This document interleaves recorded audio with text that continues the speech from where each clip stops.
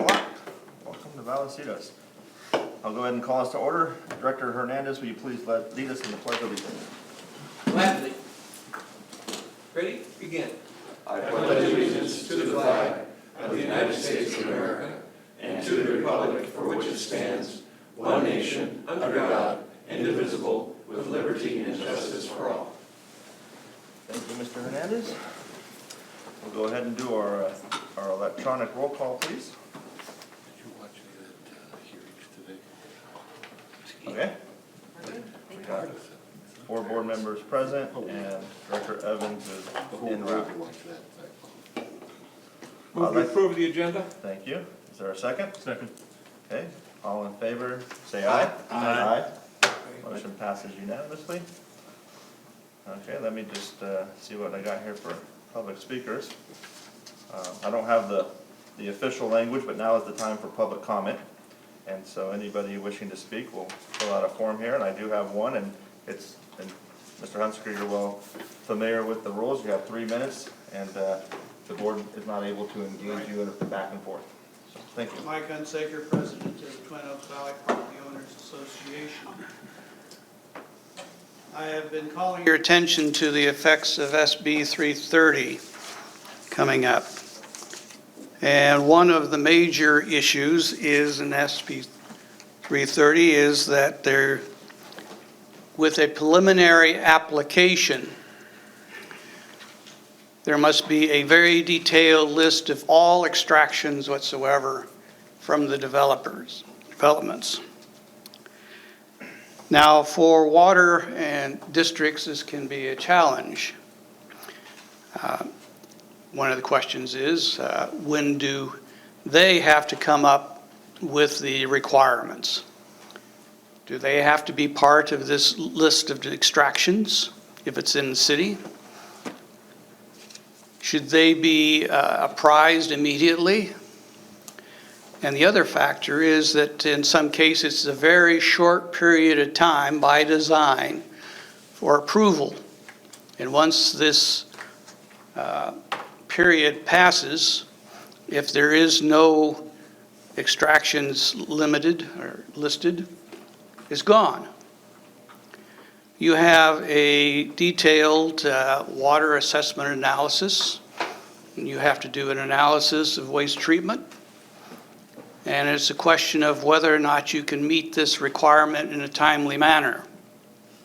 It's also a question of whether or not special compensation is given to, quote, affordable housing, which is all but disappearing from the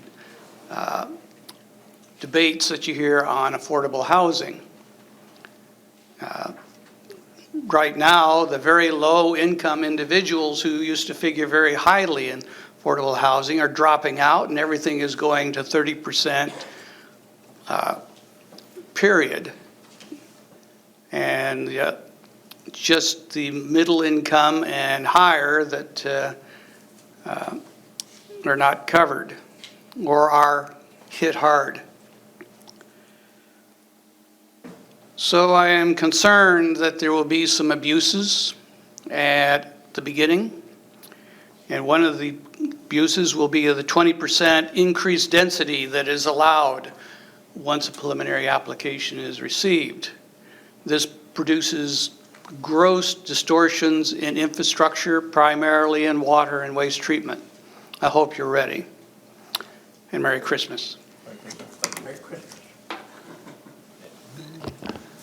Just a quick comment. You know, we do the oral communications early on in our meetings. I think that's really nice that our agency and our board does do that.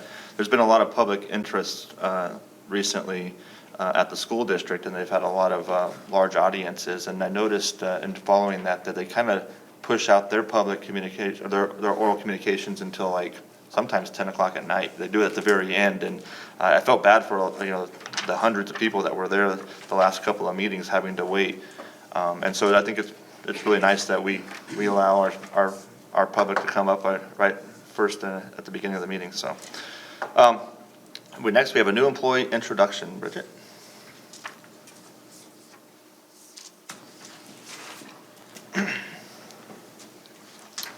Good evening. I'd like to introduce Marcelino Sanchez. He joined the district December 9th as a Water System Operator 1. It's a position that's vacant due to a retirement. You actually gave the Cheryl Minichilli her presentation last week. Oh, Marcelino. you move fast. We tried. Marcelino also interned at Meadowlark a few years ago when he participated in the Water Authority's internship program. He joins us from Vista Irrigation District, where he's worked for 2.5 years. In his free time, he likes playing with his very hyperactive Doberman and spending time with his family. Nice. Well, welcome aboard. Welcome aboard. Thank you. Thank you. How many days so far? Is this, this isn't your This first? is my second week. Yeah. Okay, and you're still here, that's good. Yeah. You like it? Yes, I love it. Awesome, awesome. Very happy to be a part of the team, and I just want to put my best foot forward. Awesome, well, thank you. Thank you. Vice Chair? Yep, Mr. Martin. I want to congratulate you for moving from a silver to a platinum agency. Thank you. All right, well, thank you, Bridget, thank you. You're welcome.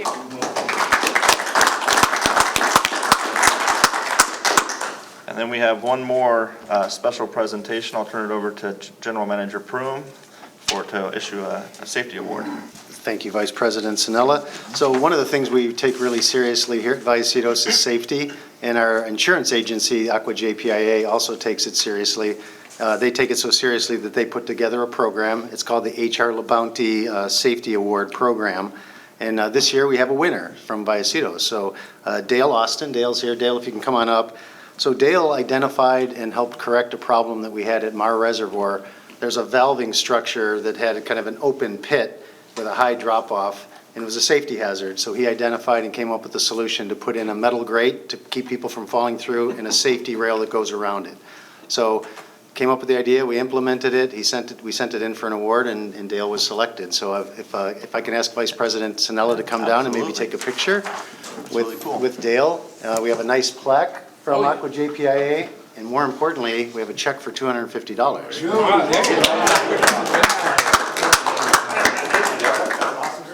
We don't need no stinking badges.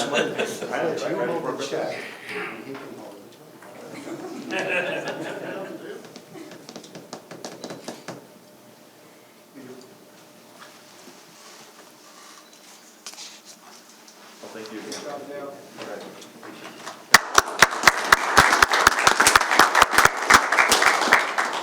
I understand that you're allowed to get one of those every year, so keep up the good work. Good days. And as always, thanks to all the coworkers that came and showed their support. So I appreciate it, guys. Thank you. Okay, moving right along. We'll go on to the consent calendar. All items, unless one is pulled, will be approved as one motion, and I'll entertain a motion to approve the So consent moved. calendar. Second. Okay, we got a motion and a second. All in favor, say aye. Aye. Motion passes unanimously. Okay, moving on to action item 2.1.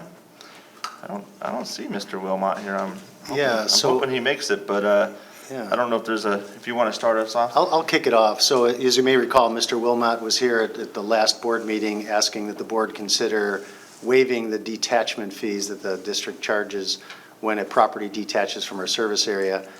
And the board informed him that they couldn't take action last week, so we put it on the agenda for this week's meeting.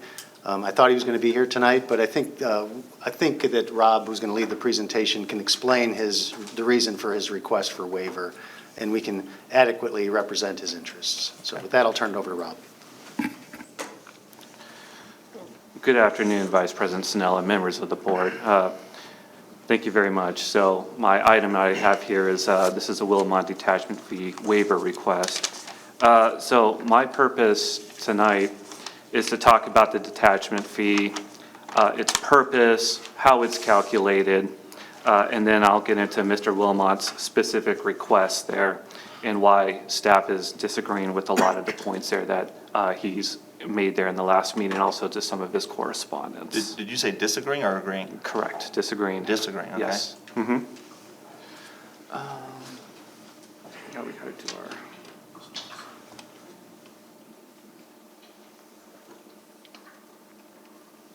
our. Perfect. Okay, so getting into the purpose of the detachment fee. On August 3rd, 2016, the board adopted Ordinance 200, which covers annexations and detachments. On the detachment side of this here, some specific language for it is that the detached lands, they'll be disassociated from any benefits that they have with the district, and more importantly, the district wouldn't be impacted or injured by the detachments. So the owner of the detached land, they'll pay a prorated or equitable share of the debt or outstanding assessments there of the Water Enterprise Fund. And so what are those debts here? Well, VWD constructed the Twin Oaks #1 and #2 concrete reservoirs in 2000 and 2007 respectively. The reservoirs benefit all properties within the service area. We can move water from these reservoirs to just about any pipeline within the district. And just as importantly, both of these reservoir projects were debt financed. Now, the master plan assumes that in the future, we will ultimately serve all properties within our water service area. So the Twin Oaks reservoirs were sized not only to meet existing demands, but also future demands, future growth estimates from the district's master plan. And that gets into how we calculate the detachment fee. So basically what we're doing is we're totaling all bonds and assessments outstanding, dividing that by the total acres within the district boundaries.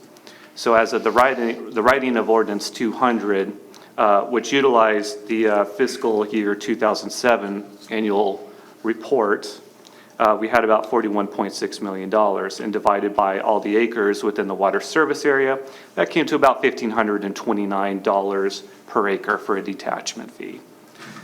We update this annually, and the current water detachment fee showing from fiscal year 2018's report, it's going to be lower here because we have less debt on the book there. So it's about $1,362 per acre. The detachment fee is going to apply to any property within the district's water service area that wishes to detach. It doesn't matter if they currently are served by us or they are not served by us, as long as they are within our water service boundary. It does not matter if there's any water pipelines within their vicinity, adjacent to their property, on top of their property.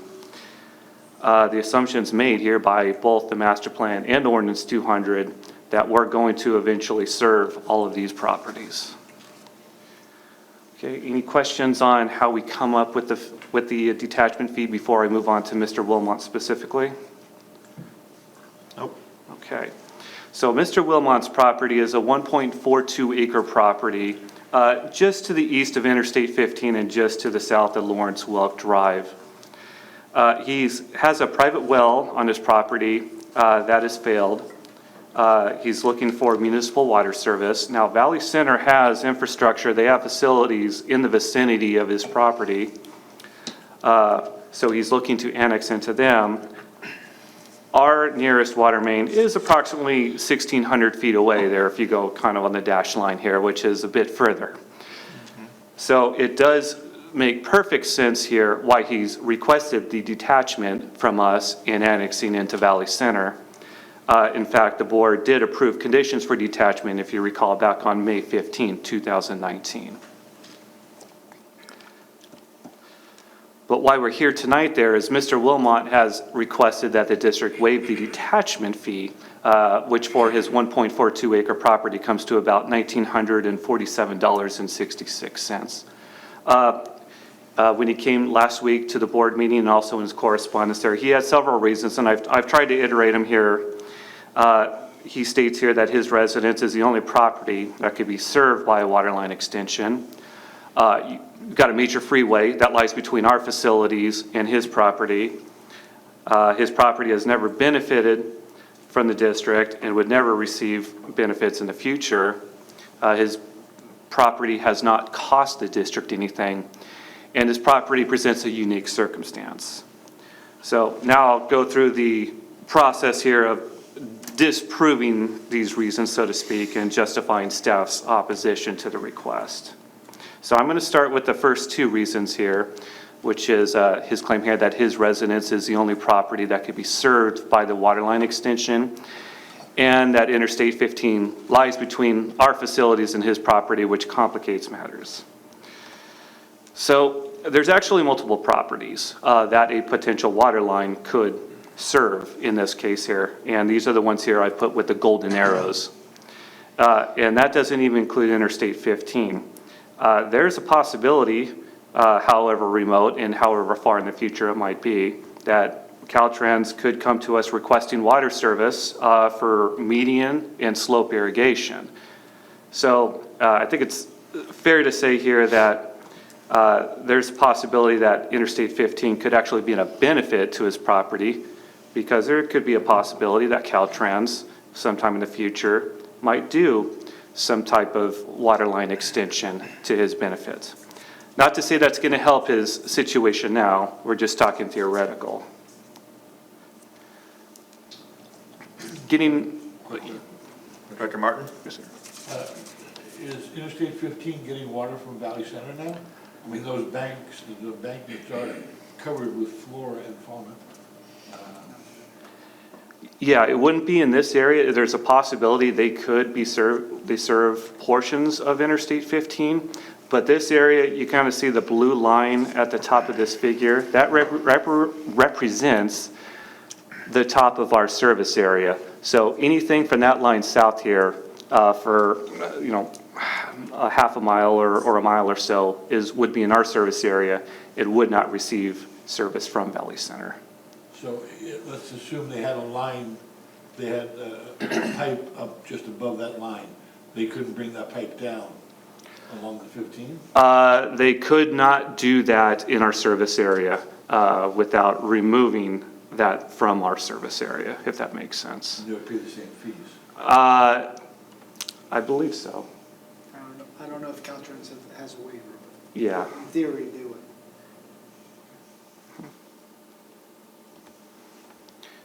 So moving on to reasons 3 and 4 that Mr. Wilmot has put forward.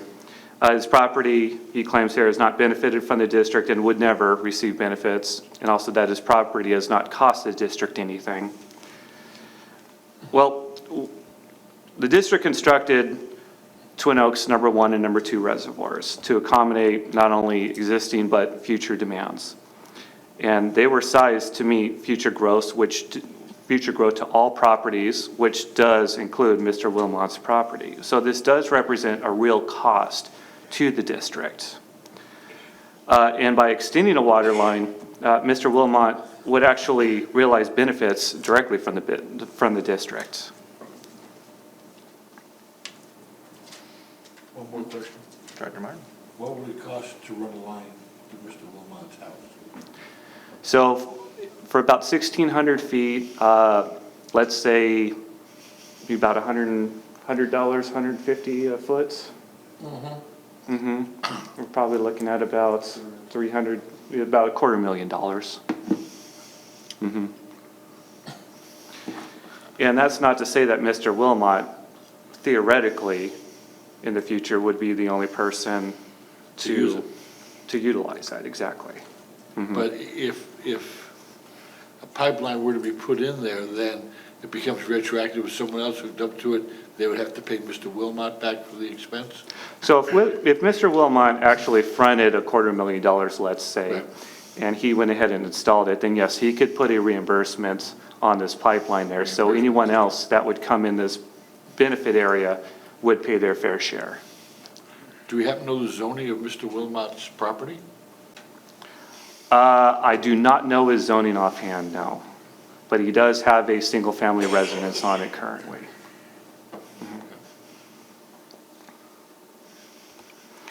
And then finally, the final reason Mr. Wilmot gave here is property represents a unique circumstance.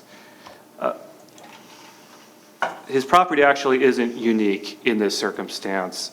There's thousands of properties within the district that don't front or abut an existing water line. No, I haven't actually gone out and counted them, but my point being, there's a lot of properties out there. The master plan has assumed that there's going to be a future service to all of these properties within the water service area. And so capital improvement projects such as the North Twin Oaks reservoirs have been sized and they've been debt serviced to benefit these properties.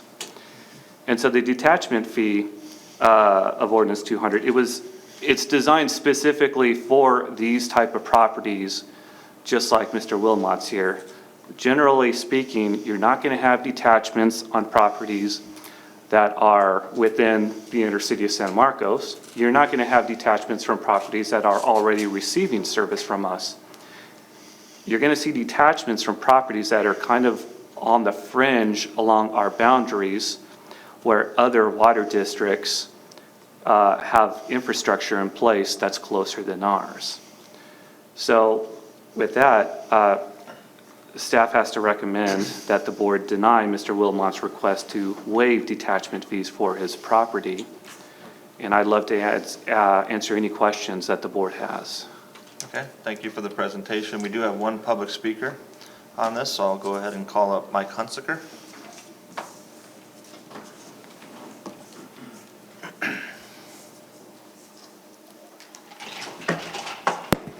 Mike Hunsaker. From my point of view as a citizen advocate, I think this should be a no-brainer and to waive these fees.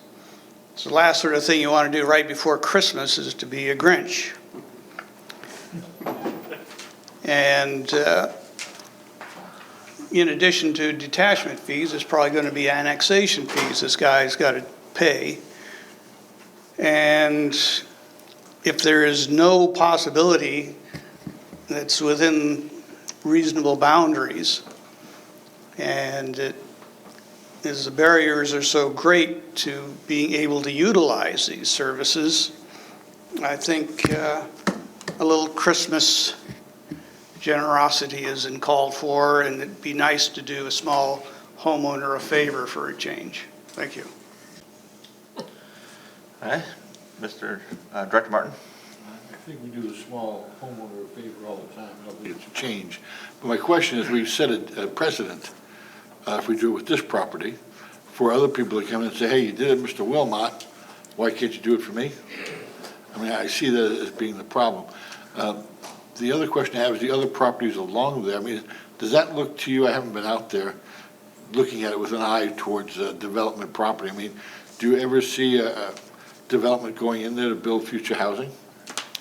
Or is it too thin? It looks like it's a very thin piece of property.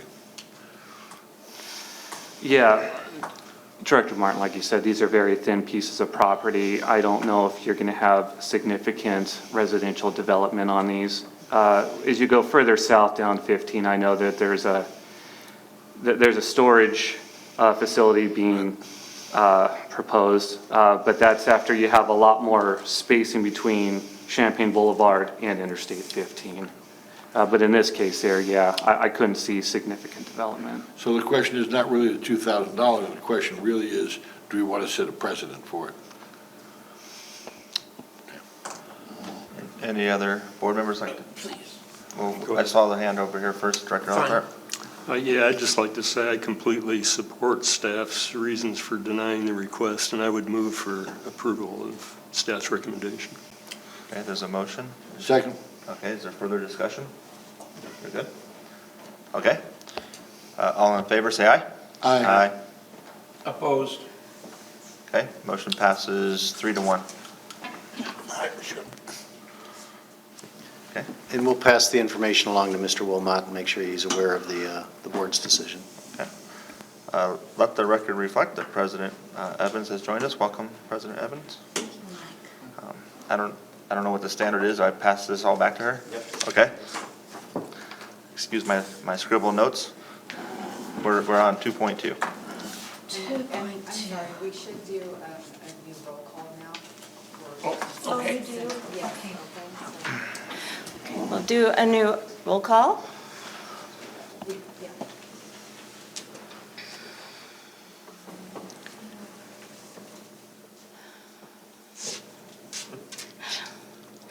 We're all present. I think.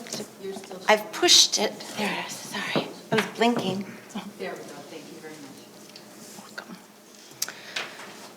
Okay, we're moving on to item 2.2, the Vallecitos Water District Representative to the San Diego County Water Authority. And I believe at this time I need to hand it over to the General Manager. I got a And, promotion. I think. I'm not sure. Okay.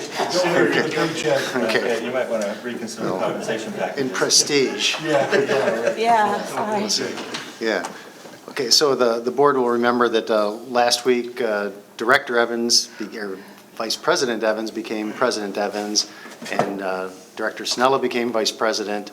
And also at that meeting, President Evans put forth her slate of candidates for agency representation and for our committees as well. And after some discussion, an alternate, a substitute motion was put forward by Director Snella that he expressed interest in the Water Authority, and the board, the motion included approving all the other slated candidates with the exception of the Water Authority item, which would be brought forth tonight. So that's what's in front of the board tonight. Just as, I'll give a brief overview, and General Counsel Gilpin can pipe in if he needs to, but the contention made by Director Sinella was that the ordinance provides the opportunity for other directors to have an opportunity at the Water Authority. Director Evans's term goes until 2022. I'm not sure exactly what month in 2022. And the board would need to take an action to terminate her service there. So General Counsel Gilpin, if you want to add in anything there? No. So with that, I guess I'll turn it back to President Evans. Okay, well, I'm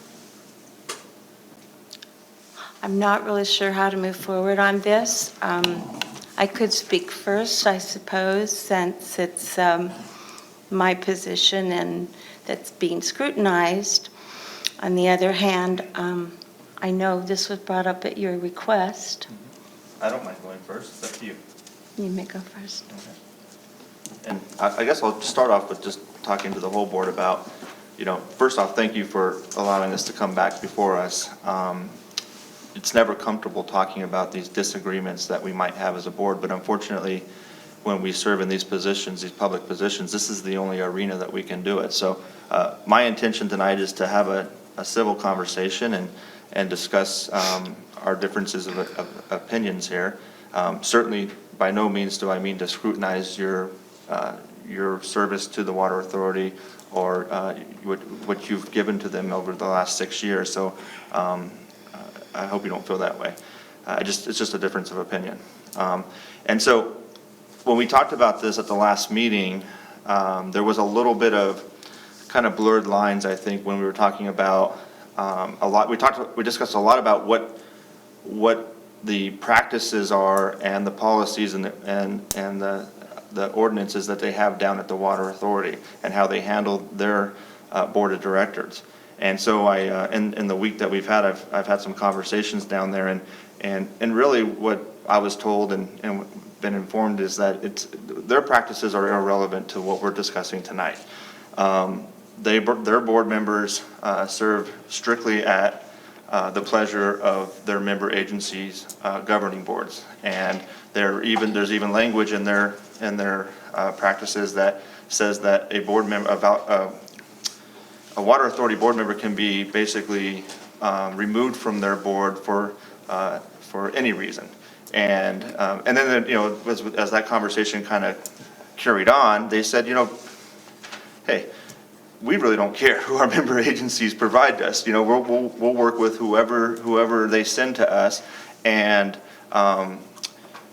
there's changeover on their board frequently, especially with the San Diego City positions. And they basically said if Vallecitos has an ordinance that dictates how you select your representatives to the Water Authority, quote, by all means, follow your ordinance. And so I just wanted to get that off the table first, because that's what we focused on a lot last week. And so if any of the board members are weighing their decision as part of what the practices are down at the Water Authority, I think we can go with their words and just rule that irrelevant and just take that off the table from the get-go. Secondly, just to reinforce, Vallecitos policy and ordinance dictates who we send as our representative to the Water Authority and EOA, as you guys know.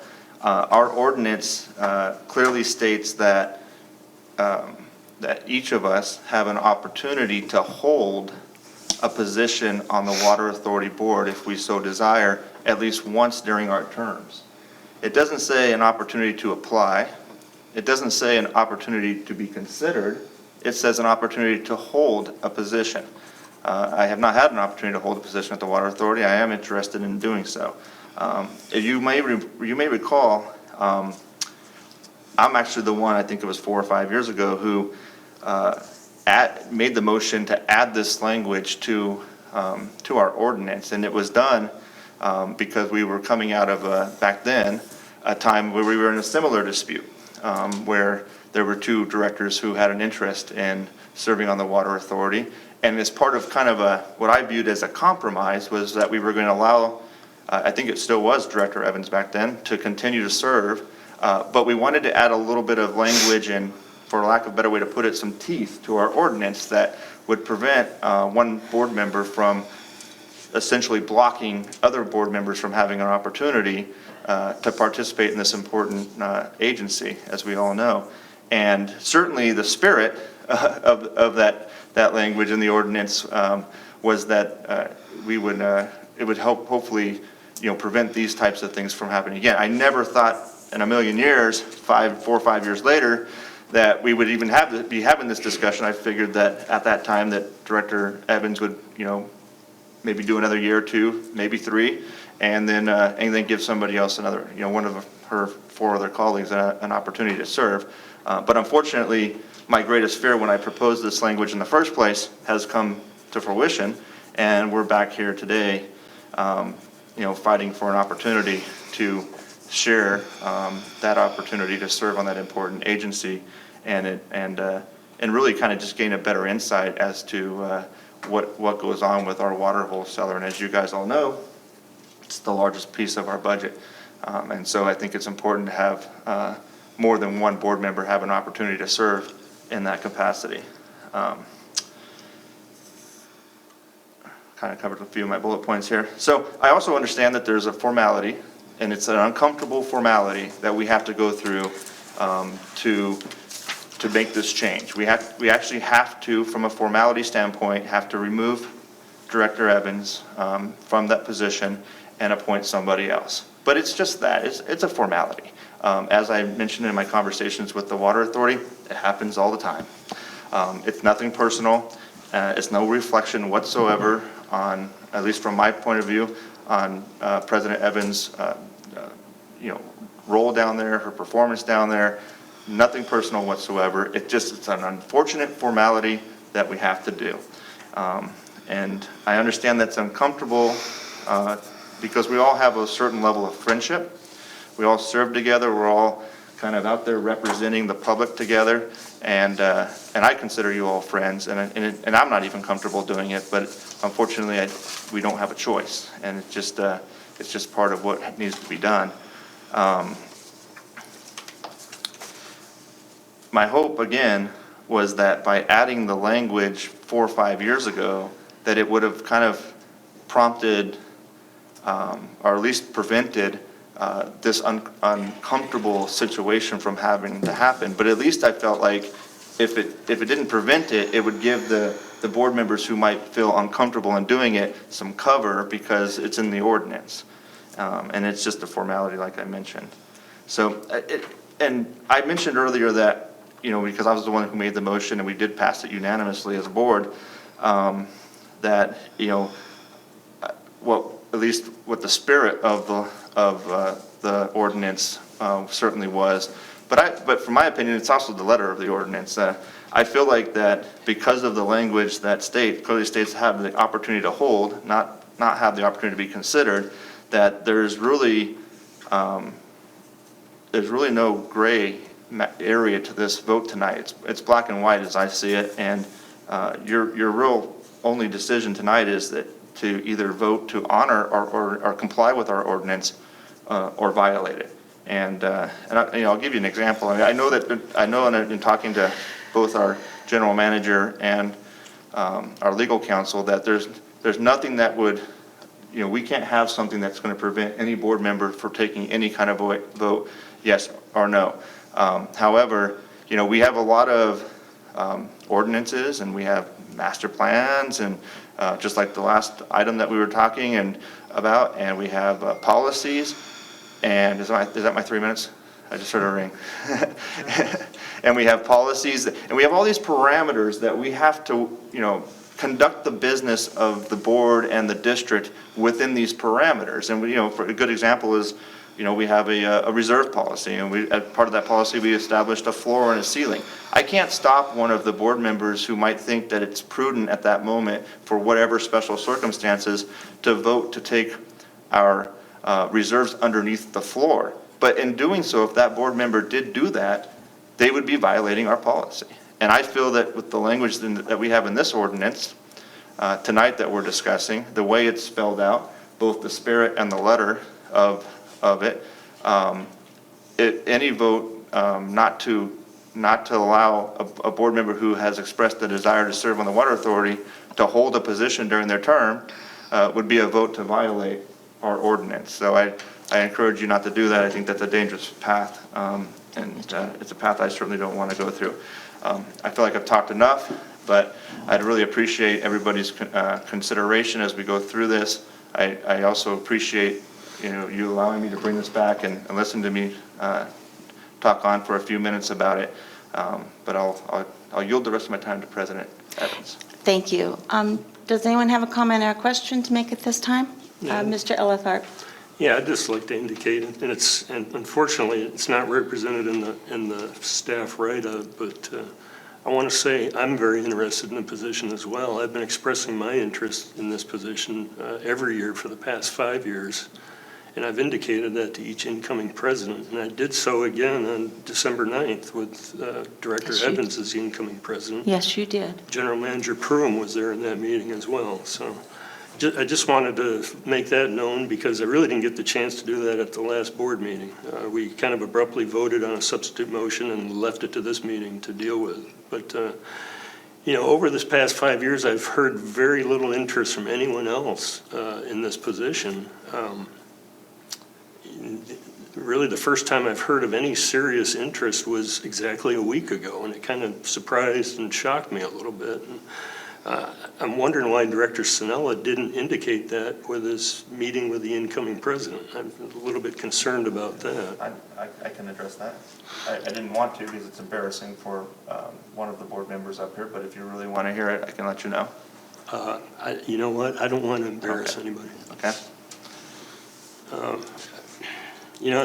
have a concern with, the other thing is that a year ago, my first term passed by as well, so I'm kind of in the same situation.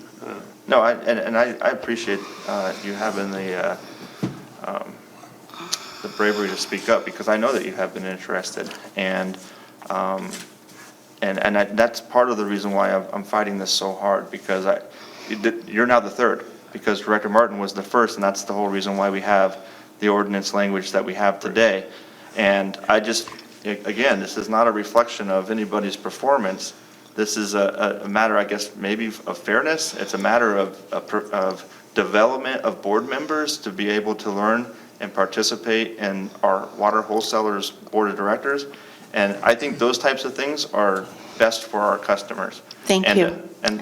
Okay. And to have, one board member monopolize this position when now there's three. And to be honest, this is not about me. I'll honor the fact that I do know that Director Ellithart has expressed an interest before me. And so if this vote, and when we get to the point where we make motions, I will make the motion to nominate Director Ellithart and do the right thing and not put myself forth. Thank you. Okay. I have a question for Director Councilor Gilpin.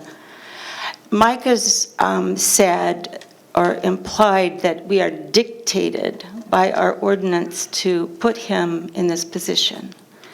And my understanding from what you wrote was we were not obligated to do so. Now, once again, we're getting down to technicalities, but if we're not obligated to vote for this, I'd like to know that, and I'd also like to know if we can have an ordinance that dictates this vote, because now we have several people who say, who've never spoken to me about it, that they want to be on this committee, saying that they're going to dictate it today.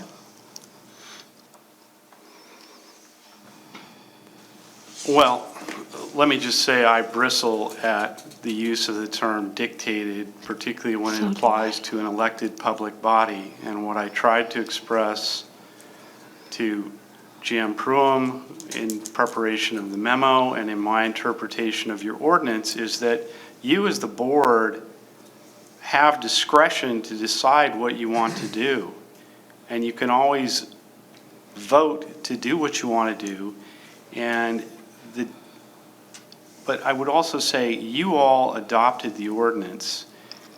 It reflects a policy, I guess, that you had at the time relative to, and I don't know what you meant. I read opportunity to hold and aligned that with what I view as your independent discretion that can't be stripped away from you in determining how you vote and replacing someone. So the opportunity is that someone's name could be put forward, and if the majority of the board does not support that, then that person doesn't get on of right. And in this scenario, you have two people who have expressed an interest, and if the board wants to replace the setting person on that board, you have the discretion to do that. Any other comments? I'd like to say something then. I'm really not surprised that this bylaw is in front of us. It would have been sooner or later. I am disappointed. I think the situation could have been resolved outside of a public forum. I feel this is, we are all more professional than this, and I think it's a disservice to our own board reputation that we're in this position. However, I do want to point out that I purposefully made time for each of you to express your interest in various positions. And I presented some possible alternatives. I asked some of you what positions you would be willing to exchange or be excluded from. And I pointed out the unlikelihood that everyone would not be happy. Everyone wouldn't get what they wanted. All of you said in that discussion that you would respect my decisions as president. None of you asked about the Water Authority except for Director Ellithorpe. He is the only one. He has asked for the position only, though, if I was ready to step down. Now, he can speak for himself, and if you'd like to do that, Director Ellithorpe, you're welcome, but let me just finish this particular paragraph. He did express the importance of longevity, of building experience and knowledge and strong relationships from serving longer terms. The Water District has a 6-year term, not because they assume everyone will stay 6 years, but because that is of benefit to the region, benefit to them, and benefit to building collaboration and understanding and trust and respect among 24 agencies. Besides being part of MWD, part of the Colorado River Basin States, part of IID, and part of the government of our state government, because CWA works closely with the government on all policies that affect water. So the intent is, and the request is, and the expectation, and they're asking you to serve a 6-year term. It's just that. It's a sincere desire to maintain it. And if you look at the board over time, just like if you were to look at the board at EWA, and I don't know the terms of appointments on EWA, there are people who have been on there 10, 20, 30 years because it's of benefit to everyone. In our particular instance, no one but Craig has even expressed a desire to do it. And personally, you did not ask me for this position specifically. You talked about the Water Authority with me, Mike. You explained, EWA. You spoke about EWA. You asked for EWA. You didn't call me later. You didn't say anything prior to this meeting, even if there were minutes, to say, could we take this off and have a discussion? You didn't. So I feel it's unfair and a disservice to everyone where we're sitting right now. However, if you had asked me about CWA, if any of you had asked me, I would have, and about being a board director, I would have told you exactly what I told Director Elitharp. First, it's a very time-intensive commitment. In my nearly 7 years I've been on the board, I have averaged 22 hours per month at regular meetings. That's excluding special events to represent the Water Authority at, or special committees that you get on, or any extra special closed sessions. This is just the normal routine. 90% of those happen between 9 and 5 a.m., and they are almost always within a 2-week period of intense involvement. It also limits expenses by putting multiple meetings on a single day. The Water Authority is a very frugal institution. So I'm surprised to hear out of the blue that you're interested in this, Mike, because for 5 years that you've been here, you have told all of us repeatedly that you work a full-time job, that you cannot attend certain events, that meetings need to be scheduled at a certain time. They would be helpful to you. You can't go to conferences, you couldn't do tours. Now, I don't know if you've had a sudden change since Monday at the meeting, but you didn't relate any of that to me. You didn't even give it to me as an option to consider you. Secondly, it is a long, sharp learning curve to get up to speed, and it's an ongoing process to keep up with it. The multitude of issues, operating facilities, organizations, public, private, and multi-agency contractual agreements, daily O&M, asset management, and CIP projects, not even to get into the MWD litigations or the consideration of an alternative conveyance system. It takes a lot of work, and it also means you need to get to know and earn the trust and respect of 24 other agencies. It takes hard work to be informed, to keep an inclusive perspective in your thinking, and seek solutions that benefit the entire area served by CWA. You represent VWD, but you also represent the Water Authority, and in return are part of MWD, IID, and the entire Colorado River Basin states, plus Mexico. You are representing a very diverse area and a very diverse group of needs. I'm not saying I'm the only one who can do that. I'm saying the Water Authority benefits from any of us if were on there long term and not changing in and out, for the benefit of the whole and not just the benefit of an individual member. There's a reason that they ask for long-term commitments. And then the other thing I told Craig was that I would very much like to complete my term. And I have done a very solid, earnest, respectable job of meeting all these demands and in representing our district. We are considered an informed, conscientious, contributing member of the board. Not me, I represent us. And that's how they think of Vallecitos. Yes, they see it through me, but that's because I've had a long time to be there. And that I thank you for. I think it was a wise choice for all of you to continue to honor the commitment. They think of us as friendly, cooperative, collaborative, strong, but not confrontational, and a team player. I've built a very strong, positive relationship with a large majority of not just the board members and fellow directors, but the board leadership the administration, the council, and staff.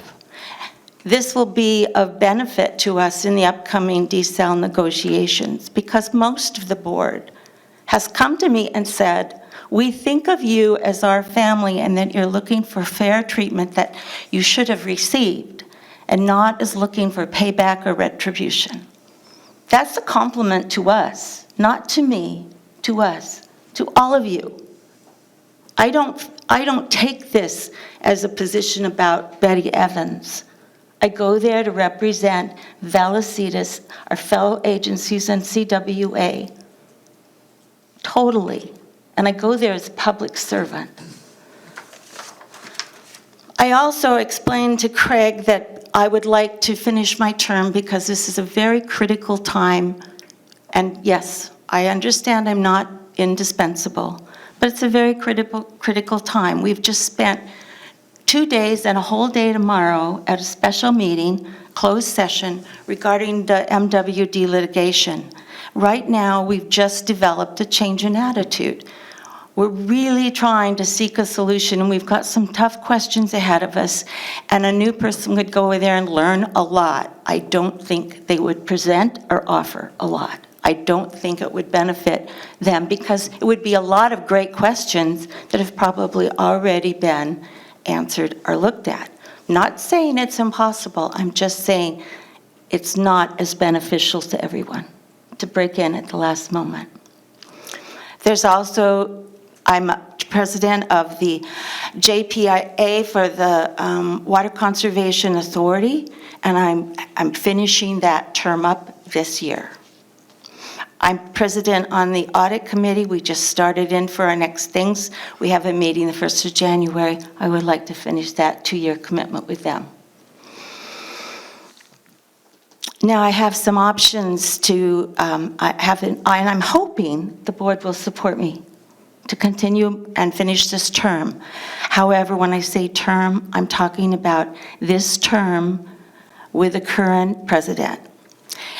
Jim Madaffer has a lot of visions he's shared and we're working on, and his term ends on October 1st.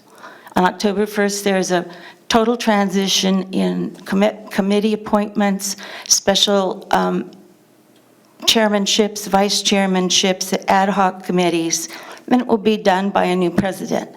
I know that there's been discontent and some animosity about this position. I also know that 3 years ago, when I was elected, everyone here knew it was a 6-year term at the moment, whether they remembered it or not. It was listed as a 6-year commitment. So I would like to finish up on October 1st. I would like to, at that time, hand my position over to Craig, not just because Craig has asked about it, but because I really honestly believe Craig will fulfill the position perfectly. He has got a wealth of experience in the industry to bring forward with, 25 plus years with Rancho California?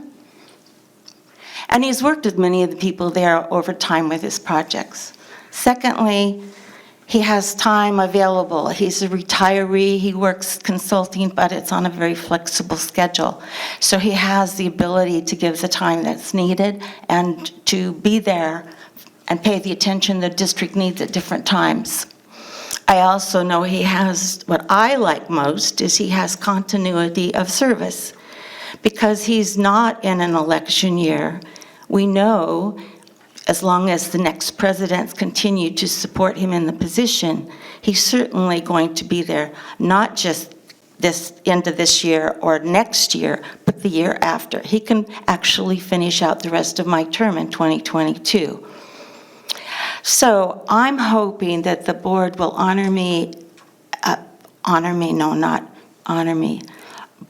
offer me the opportunity to complete my term this year at the end of the 2 years, which would be October 1st. I would give my notice on September 1st, and I would appoint Craig at that time. That's my sincere desire. There are other options, of course. No. Okay. Okay, but Hal? I expressed my desire to get on the Water Authority a long time ago. I've since not wanted to get on it, but I expressed my desire. And then I know that Craig had expressed his desire, and then more recently, Mike has expressed his desire. So obviously, there's a desire for some people to serve down there. And I want to thank you. I actually have no axe to grind in this because you did allow me to stay on everything I wanted to stay on. Thank you very much. So I'm not upset with you at all anyway. I think logically your request for October 1st is 9 months down the road. I think you're 100% correct with Craig probably, if Mike agrees, probably being the perfect person with his experience. He had experiences, all of us in the water industry. And I'm sure he could go down there tomorrow and do a great job. I don't think he would land running. He knows the industry, he knows the issues. So I would like to see some type of an answer come out where Craig does take over, whether that be right now or whether it be October 1st. Doesn't really make a difference to me one way or the other. But I would like to see that happen and see if we can vote on that tonight so that we know in October that that happens, if we wait till October, or if the board wishes to do it tonight. But that's my opinion on either one, works for me. And I do understand you wanting to finish out your term and things you probably started and would like to see finished, so I do get that. Thank you. I remember I was ripped off of Sandag at a time where I could have done a really good job, but the other people in power came in and got me away from getting funding for some other projects at the wrong time. So I remember how that felt. So October 1st sounds like it works for me, but let's hear from the rest of the board. Anyone else have something to say? Craig, I'd like to hear from you on if you're comfortable with October 1st. Yeah, I'm totally fine with that. And I think I've indicated in the past, whatever schedule works for you. So, I'd like to speak whenever you're ready. okay. I appreciate that the board is, coming together in a calm and collective way as we have this discussion, but some of the language that was used, hand over to Director Elitharp. I mentioned earlier, this is not about me, and I'd have no problem making a motion in 2 minutes from now to put Director Elitharp on the board tonight, but I don't like that. That's that level of arrogance that kind of put this language into the ordinance in the first place. And I did tell you, Director Evans, when we were having a conversation about EWA, and you said a lot of the same things about basically you're the only one that can do these positions, and that that somebody new, one of your colleagues doesn't have the experience, is going to have to learn. I understand that both EWA and the Water Authority are going to have times when they're busy. They're probably busy all year, every year. I don't think there's ever going to, if you guys know, either one of anybody here know when they're not going to be busy and it would be a good time to make a transition, let me know. But I think there's always going to be something going on at those agencies. So I told you, though, in writing that the way that you had expressed that was insulting, and I just want you to know that I found it to be insulting again tonight when you did it again. Obviously, I'm one of five, but I think that we do have clear language in our ordinance. We put the language in there for a reason, and I would just hope that the board would honor the language in the ordinance that we approved unanimously for this exact reason. I don't know all the particulars if we have to make a motion first to do the removal, or if we make a motion first to appoint somebody, but I'll defer for guidance from legal counsel on that. Well, I think fundamentally someone just needs to put forward a motion in terms of how you would like to handle the position at the Water Authority. Obviously, it would require the removal of President Evans with the replacement of someone else. And if you want to term it as that, you're looking to replace and fill a position, if that's how you're going to do it. If you want to say who it is and when that occurs, you can incorporate that into your motion. All right, I'd like to turn it over to you, Mr. GM. And I would suggest it to be a comprehensive motion that talks about, if somebody wanted to put a motion that talked about President Evans' continued CWA service, combine it with a recommendation for who to replace her. Otherwise, I think some of the directors would benefit from knowing who the replacement's going to be. It may help guide their decision on whether they want to take the first step or not. So that would be my recommendation, but. I'll make a motion. Director Martin? I'd like to move that on October 1st of 2020, Director Ellertharp assume the position on the County Water Authority Board. And until that time, Director Evans stays in her position. Second the motion. Discussion? Discussion? A question for legal counsel. Is there any precedent for appointing somebody on October 1st? It just seems, is that, in your other dealings with other agencies, is that common? Is that even legal? It's legal and possible. I can't think of a situation as I'm sitting here where that has occurred, but clearly you can designate what's going to happen with regard to the position. Director, I'm sorry. And I can add, have had a conversation with County Water Authority staff, with the general manager, and whatever the board does here tonight, if they were to replace President Evans and place either Director Sinella or Director Ellertharp, it doesn't happen immediately anyway. The Water Authority has to swear you in. So there's a lapse in time between our action and their action. Makes sense. So to make a further lapse to October 1st, it really, I wouldn't say it doesn't matter to the Water Authority. They just want certainty. They want to know when is the new person going to be, and then there would be a process by which they would have to accept it and swear the new representative in. Well, that may be what they said, but their law says we dictate how that position is dealt with, and if we appoint a person, they have an obligation to take that person. They probably have a process of swearing in, et cetera, Glenn, but I just want to make for the record, they don't dictate how we appoint people because their own law says that. Thank you for that clarification. That wasn't my intent to say that they would supersede us or we would supersede them, but the fact is it's not effective until they swear that person in. So it's not immediate, is my point.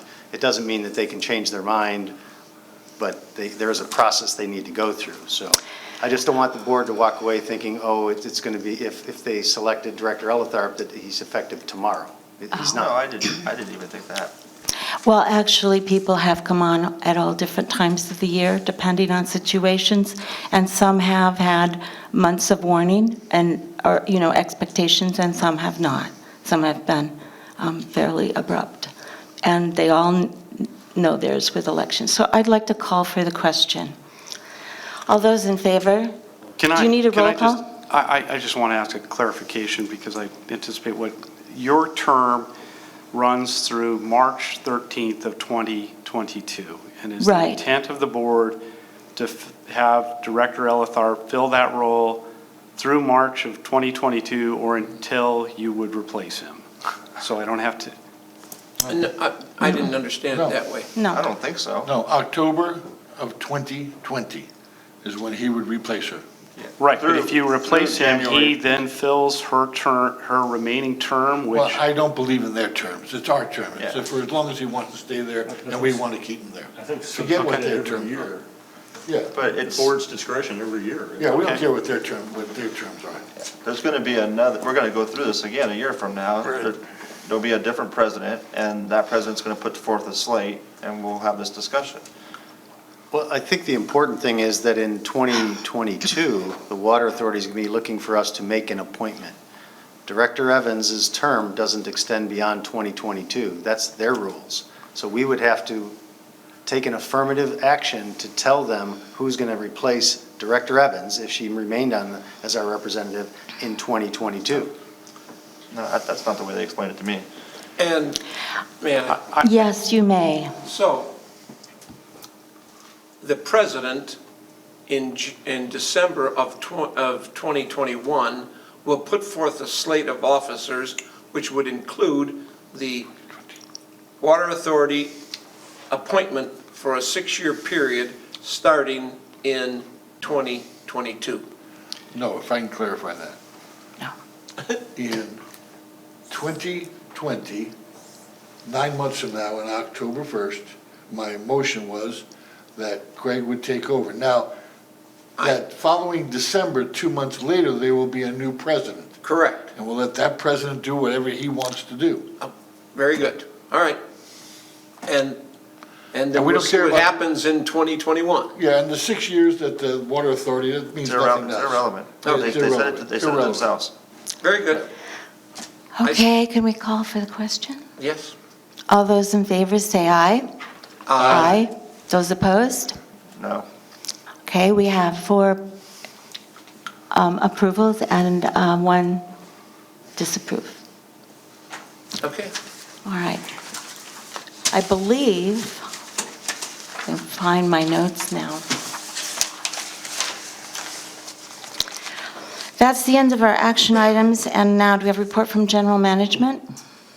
Yeah, just a couple of quick items. I have the 4th grade coloring contest calendar, so I'm going to pass those along. Those are always fun to look at, so I'll pass those to Or Director outreach Martin. program in And you its can entirety. pass it down there. Have you got some crayons?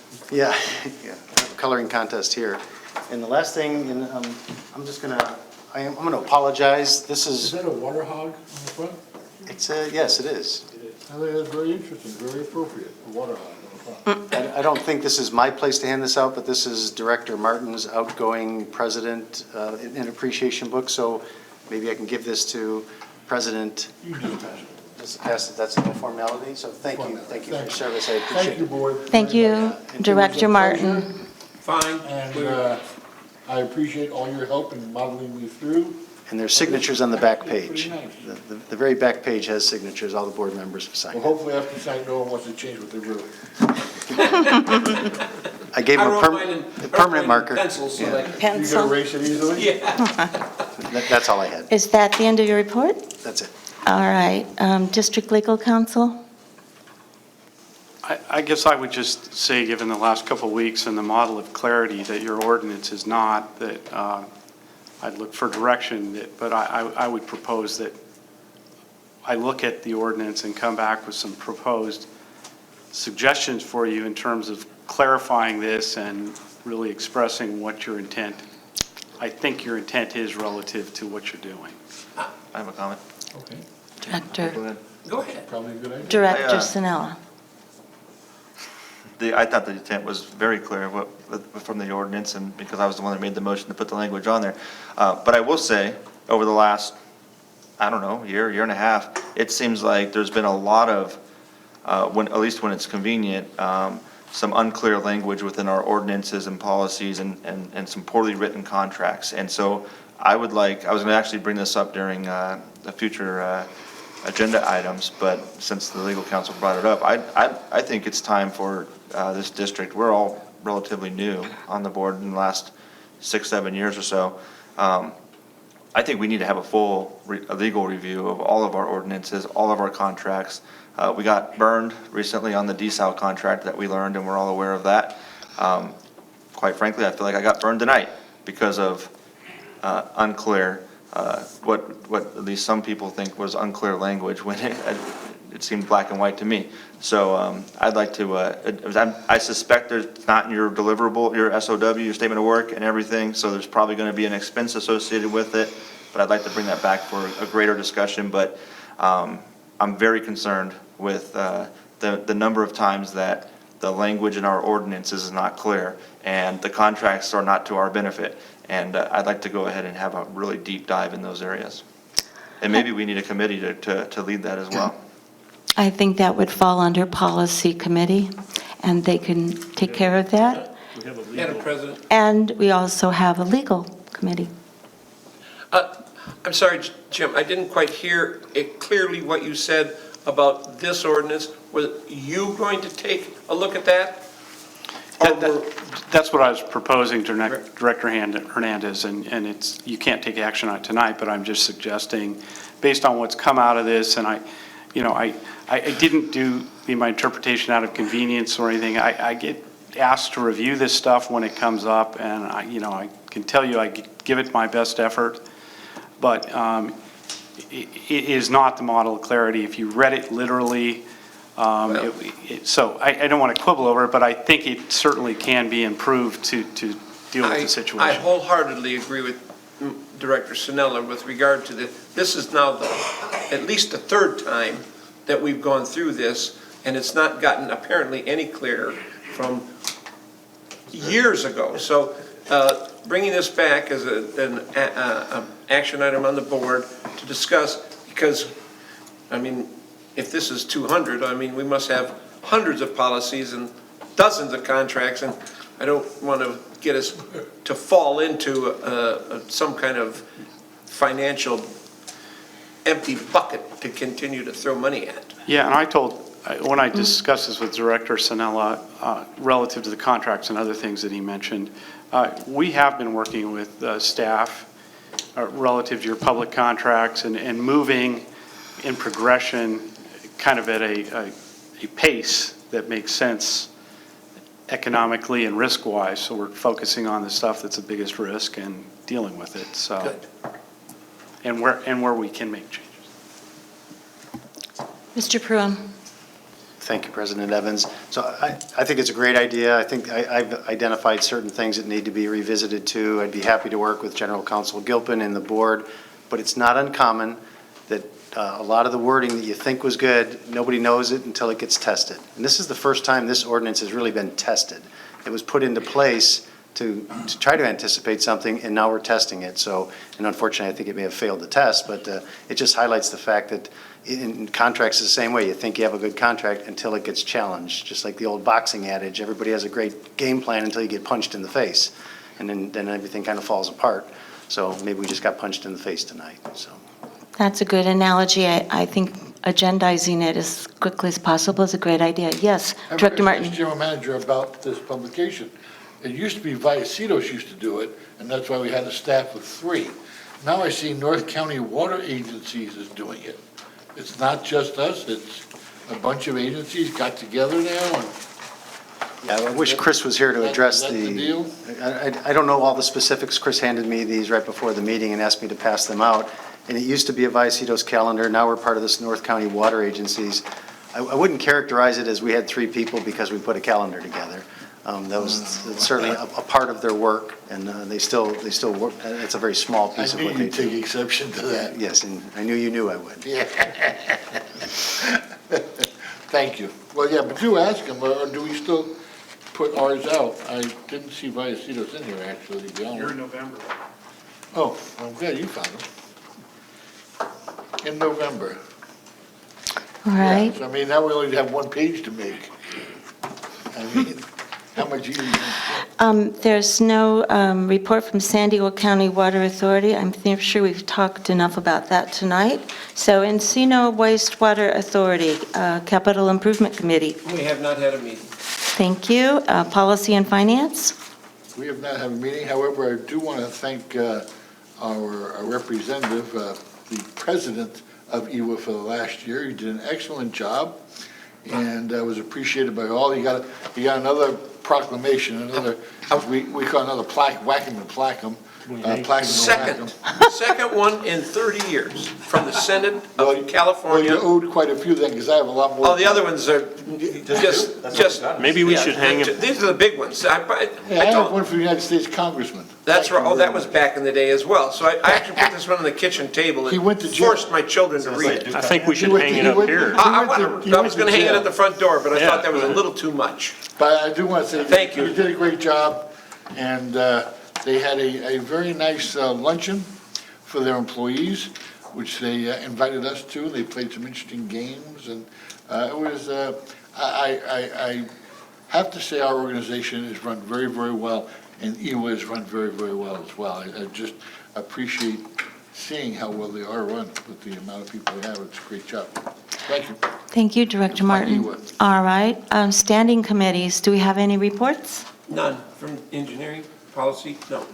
I guess not. Any direct reports on meetings, conferences, seminars attended since the last one? Yes. I have one. I went to the Excellence in North County Economic Development Awards. Oh, San good. Diego North. And I'm going to tell you, has that grown I'm guessing there were 600 or 700 people in attendance for the awards. It was huge. And we got into lots of conversation with lots of people there. The things that, there's a training facility now, a California training facility in Vista, opened last year. A unique environment to world-class athletes and directly supports North County active sports industry. And it's got all types of skateboarders and a very large place, and it's indoors, very nice. Oceanside Beach Resort, the new buildings that they're building in Oceanside, finally, after all these years, Oceanside's really got its act together. It's building it downtown, and they're doing a great job with it. They talked about the agricultural hub, but a lot of them, they got awards. And Palomar College got a transition program award, and Legoland got a big award. So it was very, very worthwhile going to and seeing the industries that are happening. And California State is one of their big sponsors, SDG&E, EDCO. Newland Sierra is a big sponsor of theirs. She actually gave out one of the awards, Rita. So it was a very interesting luncheon, and thank you very much. We were well represented. We sat at the table next to Kim and Levenheim and her group over there, Levenheim. Excellent. Did you I also? also attended the event, and it was a well-prepared and organized event, all the awards. And I was a bit surprised that the Water Authority had a sponsorship, well, Levenheim had a sponsorship. I think Leucadia had a sponsorship, but I don't know that for sure. So we may want to consider some small sponsorship in years to come, because it was well-attended, 600-700 people for sure. It's gotten larger. 31 tables, well, as a matter of fact, 31 tables, and there were eight people No, at a there table. weren't 31. Thank you. I Yeah. sat at 31, and I wasn't Yeah. a great group. Okay, end of reports and meetings. Under other business, we have the Urban Water Institute Spring Water Conference in February in Palm Springs. I believe there's something on that. Craig, did I miss you? No, but in relation to the Urban Water Institute Conference, it's scheduled for the 19th through the 21st of February. And we have a board meeting scheduled on the 19th. I think a couple of us are attending that conference, so we're wondering if maybe we can Reschedule? maybe reschedule. Okay, we can take a look at that. Great idea. Okay, that's end of other business. Director's comments and future agenda items. I just have a Director question. Martin? On the 9th, we have a board meeting. Is that a special meeting? Yes. Yeah, it'll be special meeting on January 9th. Okay, and then the 15th, we have a board meeting. That'll be a regular meeting, yeah. Just making sure. Make sure I didn't miss anything. Anyone else? Okay. We are adjourned at 6:18.